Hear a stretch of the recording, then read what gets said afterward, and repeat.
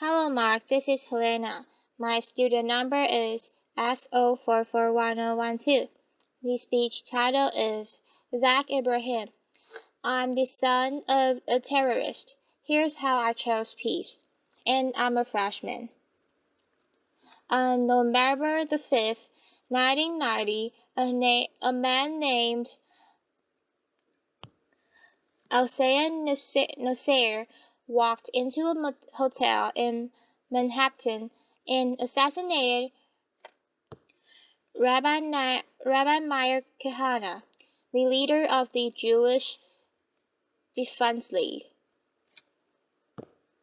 Nasser was initially found not guilty of the murder, but while serving time on lesser charges, he and other men began planning attacks on a dozen New York City landmarks, including tunnels, synagogues, and the new United States headquarters.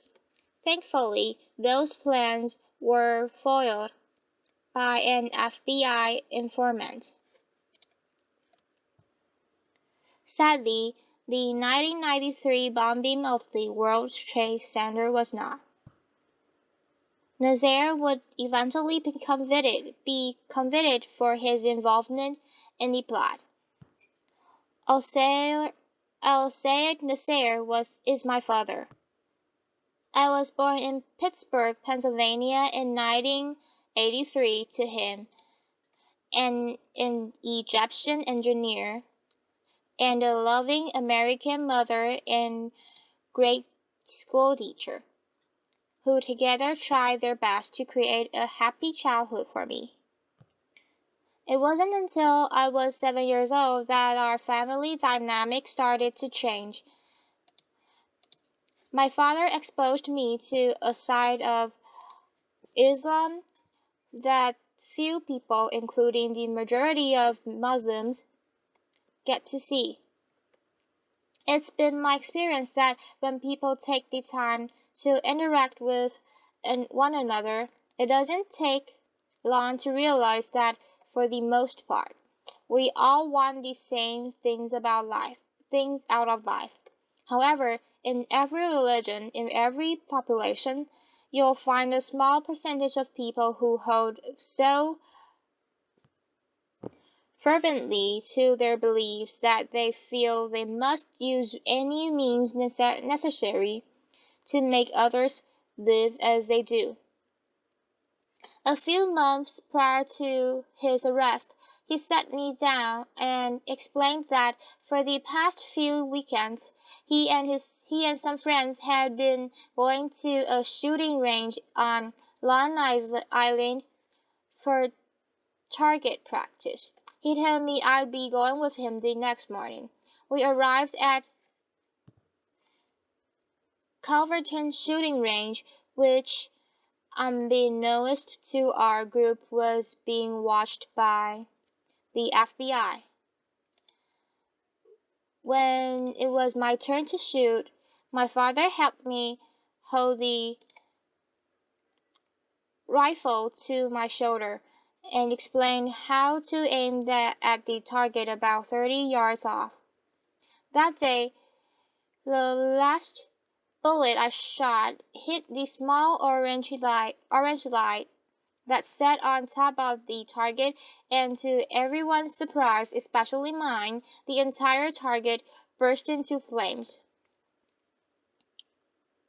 My uncle turned to the other man, and in Arabic said, Ibn Abu, like father, like son. They all seemed to get a really big laugh out of that comment. But it wasn't until a few years later that I fully understood what they thought was so funny. They thought they saw me in the same destruction my father was capable of. Those men would eventually be convicted of placing a van filled with 1,500 pounds of explosives into the sublevel parking lot of the World Trade Center's North Tower, causing an explosion that killed 6 people and injured over 1,000 others. These were the men I looked up to. These were the men I called Amu, which means uncle. By the time I turned 19, I had already moved 20 times in my life, and that instability during my childhood didn't really provide an opportunity to make many friends. Each time I would begin to feel comfortable around someone, it was time to pack up and move to the next town. Being the perpetual new face in class, I was frequently the target of bullies. I kept my identity a secret from my classmates to avoid being targeted. But as it turned out, being the quiet, chubby new kid in class was more than enough ammunition. So for the most part, I spent my time at home reading books and watching TV or playing video games. For those reasons, my social skills were lacking, to say the least, and growing up in a bigoted household, I wasn't prepared for the real world. I'd been raised to judge people based on arbitrary measurements, like a person's race or religion. So what's opened my eyes? One of the first experiences that challenged this way of thinking was during the 2000 presidential election. Through a college program, I was able to take part in the National Youth Convention in Philadelphia. My particular group's focus was on youth violence, and having been the victim of bullying for most of my life, this was a subject in which I felt particularly passionate. The members of our group came from many different walks of life. One day, toward the end of the convention, I found that one of the kids I had befriended was Jewish. Now, it had taken several days for this detail to come to light, and I realized that there was no natural animosity between the two of us. I had never had a Jewish friend before, and frankly, I felt a sense of pride in having been able to overcome a barrier that for most of my life I had been led to believe was insurmountable. Another major turning point came when I found a summer job at Busch Gardens, an amusement park. There I was exposed to people from all sorts of faiths and cultures, and that experience proved to be fundamental to the development of my character. For most of my life, I'd been taught that homosexuality was a sin, and by extension, that all gay people were a negative influence. As chance would have it, I had the opportunity to work with some of the gay performers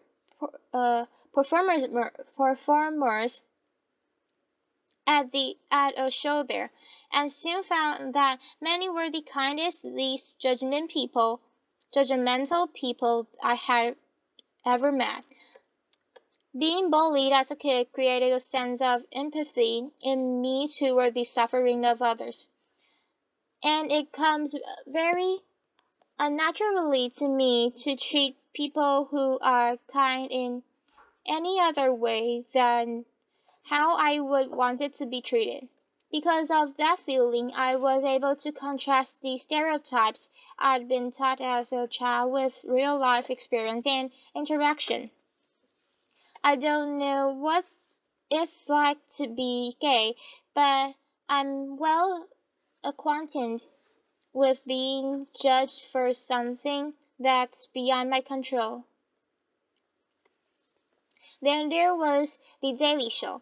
On a nightly basis, Jon Stewart forced me to be intellectually honest with myself about my own bigotry and helped me realize that a person's race, religion, or sexual orientation had nothing to do with the quality of one's character. He was in many ways a father figure to me when I was in desperate need of one.